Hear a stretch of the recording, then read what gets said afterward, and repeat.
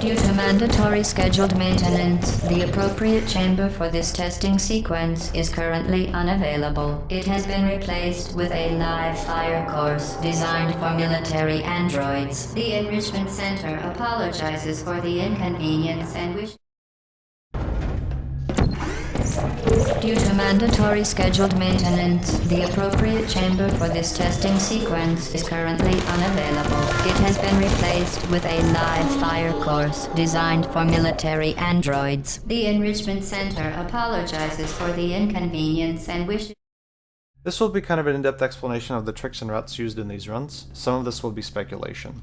So starting right at the beginning, we have a shot right here that will let you place a portal past the door.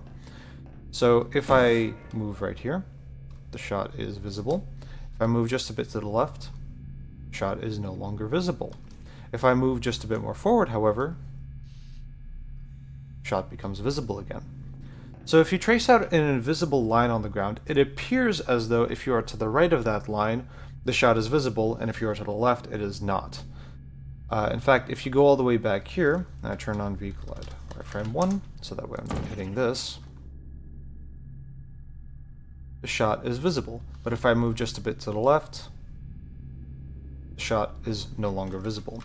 I've written a little script that will teleport me across this room and aim at that shot, and if we turn off drawing entities, and we turn on portal placement debug, this will show when the game tries to place a portal and it fails. So if it can place a portal, it doesn't show anything. If it can't, it shows where it tries to. And so if I run the script again, you can see that it tries to kind of rotate the portal as it goes along, as you go along the hallway. And eventually the configuration that ends up happening just happens to be visible, or happens to be a possible shot. So I'm guessing that some corner of the portal or something like that is inside of a wall or is inside of the door, and eventually it just ends up being possible to place it. Anyway, that's not the point. The point is that it is actually not possible to get that shot on cap, because you effectively need to be to the right of this line, which, by the way, is purely speculation, but it seems to work well enough for predicting when that shot is visible. Because of that, you cannot get this shot on cap, because even with TAS strafes, after you get the shot, you need to come out all the way over here in order to be able to see this. And I can't even see it from there. So I was able to get the TAS to be 4 ticks away from being on cap, but maybe it could be faster if there was some place to the left of this line where that shot is visible. I'm not sure. The second trick here is a peek from the floor portal that you have on the other side of this door. The idea is that if you walk into this portal and then you begin your crouching animation, and then you release those keys right before you walk through, you'll actually get bounced back out, like so. And it is possible, although very difficult, to shoot a portal for a single tick. Instead of peeking on the ceiling, you would shoot over there. I believe this is actually slower for IL runs by humans. Not entirely sure why, but combining the door shot and doing this on cap is basically impossible for a human to do. I believe this was already used in the inbounds TAS a couple of times. And the main advantage of doing this is that when you come out of this ground portal, you actually have a lot of airtime. I think that's more than a second. So if you peek on that wall over there, you will be able to do everything on cap. Continuing on, there's nothing special about this bump. The normal route would use 3 portals here, but you already have a portal on the wall here, so you can just place 1 portal up there, and then bump from standing on the camera. I don't think this would save any time over the regular route, because you still need to go over there to place a turret onto the button, and you wouldn't have any momentum coming out of this portal. Maybe if you peeked over there and did some weird shenanigans, but I don't think that would be faster for the normal route.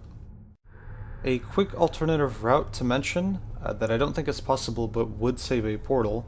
Instead of peeking onto this wall from the ground portal, if you peeked up there, theoretically, if you could get this bump to the other side, then this would be faster.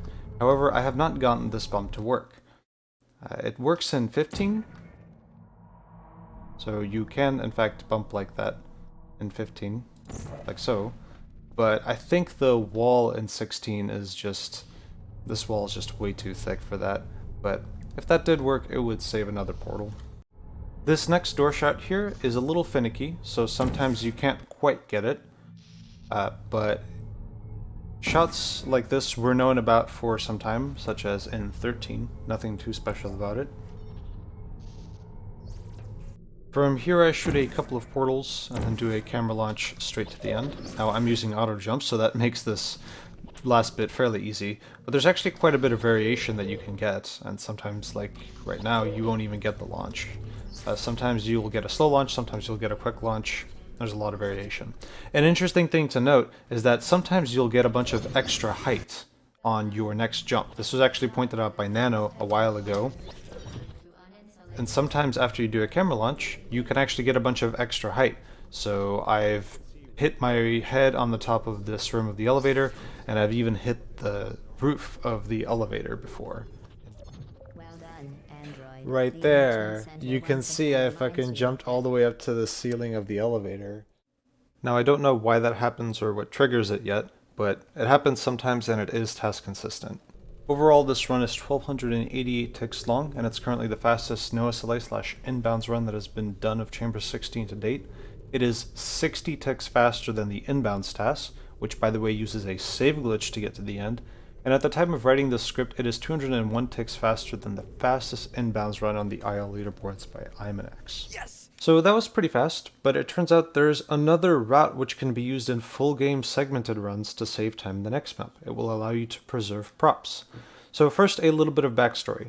When I first did the camera launch, I got a relatively slow launch, and I didn't realize just how slow it was until Imanex pointed it out.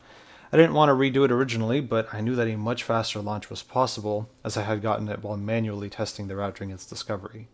I originally thought that I would need to change the location of the blue portal in order to get the fast launch to work, which I didn't really want to do because that would mean that I would have to redo a big chunk of the tests. Little did I know what was to come. So I started messing around and seeing if I could get a fast launch to work with the portals I had up until that point. While testing, I somehow managed to get teleported under the elevator. Unfortunately, I wasn't recording at the time, but through sheer luck, I managed to recreate the trick relatively quickly.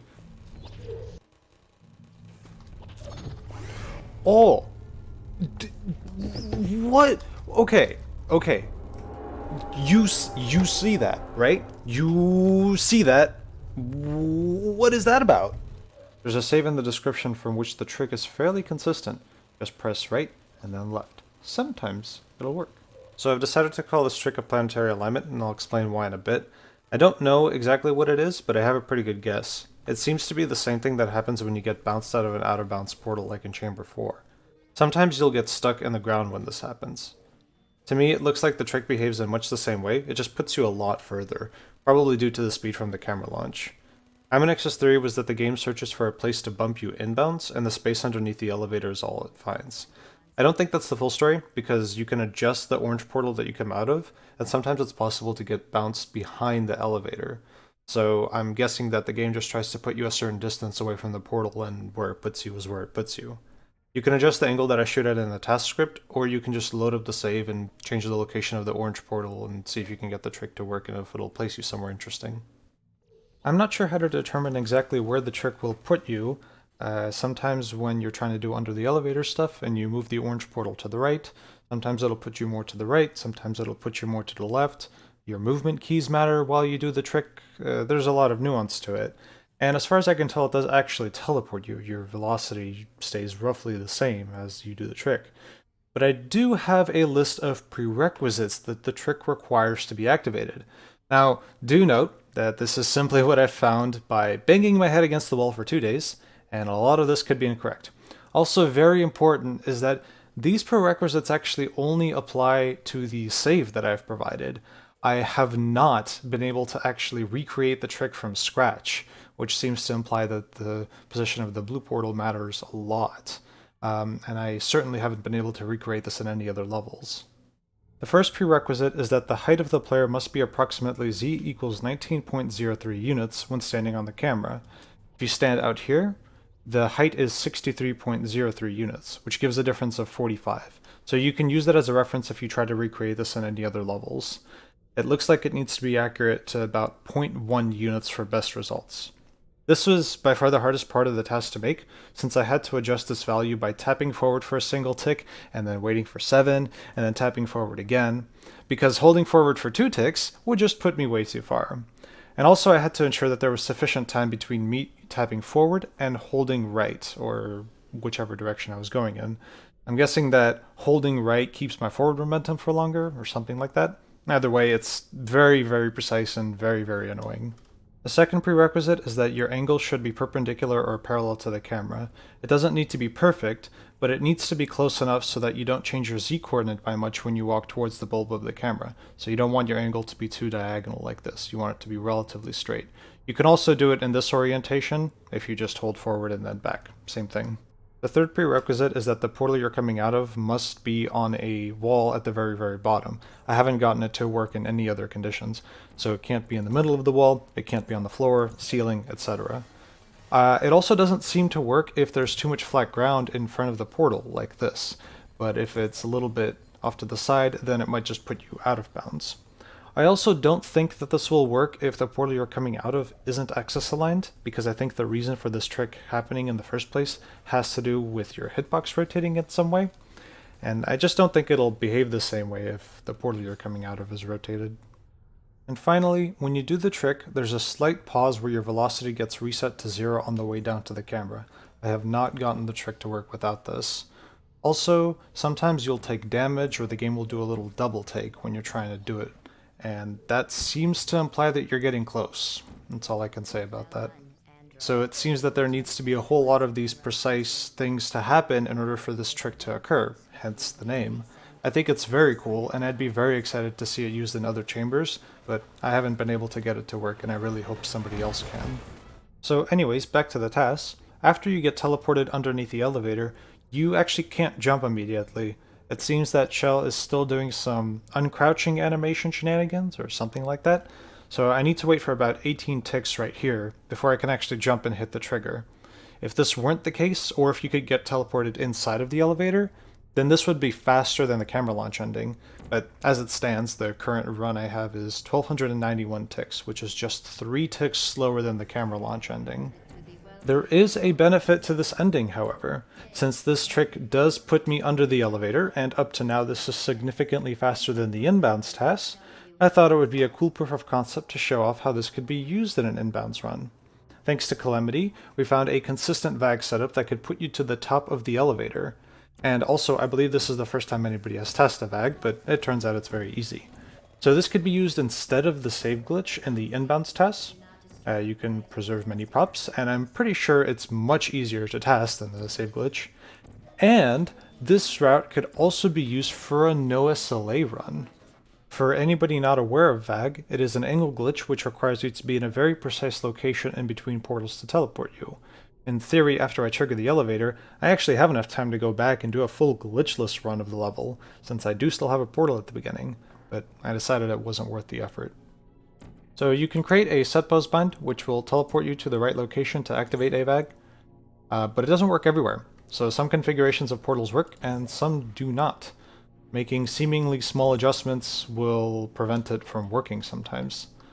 So it actually matters quite a bit that what we do in the TAS next gives us a very, very precise and very well-defined angle and position. So there was a setup here. There we go. I don't know exactly what the requirements are to determine whether or not a VAG will work. And some configurations of portals will even crash your game if you try to do a VAG. So that's cool, I guess. So to make sure that this portal here is always in the same place, I push up against the door frame here. And after I go through the portal, I walk backwards at a certain angle for a few ticks. I know that walking straight back for, say, 17 ticks will put me through the portal, and walking, say, 45 degrees to the right of that won't. Therefore, I know there must be some angle in between that gets me the VAG. I wasn't able to run a test search on this, since the script does desync fairly regularly, but I did a manual binary search instead, which was very easy and didn't take that long. So in theory, using this method, VAG should be very simple to TAS.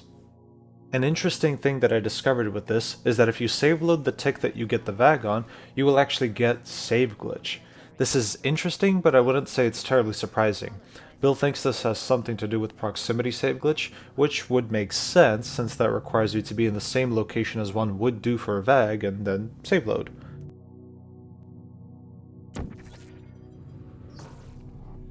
Hey guys, future me here. So there's a few things I want to add in addition to the video, and I can't be bothered to edit it, so I'll just put it all at the end here. First of all, I think the planetary alignment trick could be related to some of the Fizzler wackiness that people get every now and then, specifically the one in 17. What? It seems to teleport you in a similar sort of way, I guess. It's definitely a lot weirder though. And another thing is that I have actually been able to reproduce this trick now.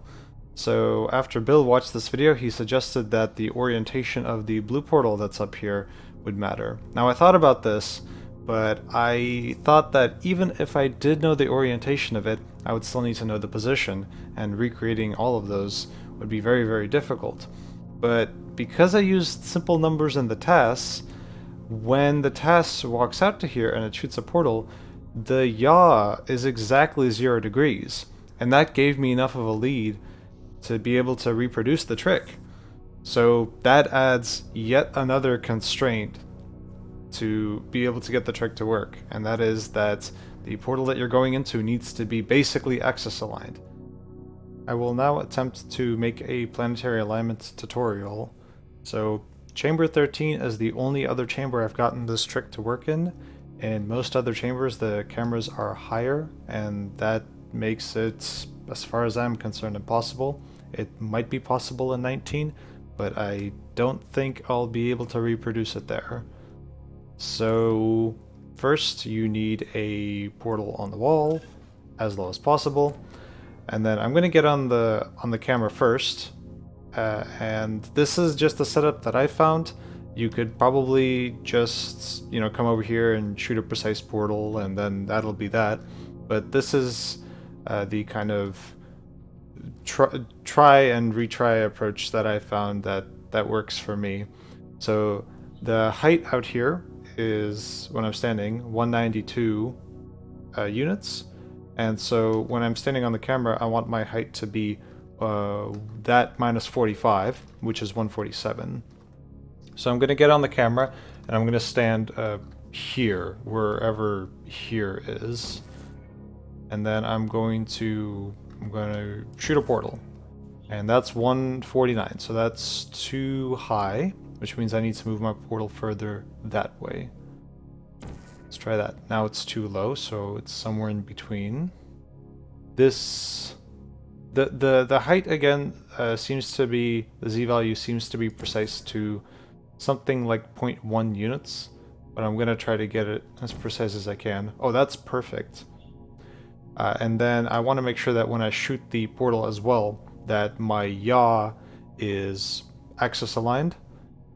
In this case it's 90.01. That actually seems to be precise to only about half a degree. And then I'm going to look down, I'm going to stand up and align my yaw again. This seems to be precise to about 1 degree, but I think that just has to do with your z-value. So depending on what your z-value is, it may be more or less precise. And then I'm just going to try it a few times and see if I can get it to work. And there you go. If you did everything right, then, I mean, it should work. Well, I think that's just about everything I have to say about this. I wanted to try out a bit of a longer and more in-depth format. These are the fastest routes we know of right now, but obviously who knows what will be discovered in the future. By the time this video is public, Imanex will have made a much more in-depth video about the history of routes used in Chamber 16, so go check that out. Links and scripts and other stuff are in the description. Thanks for watching. I hope you enjoyed that lore dump.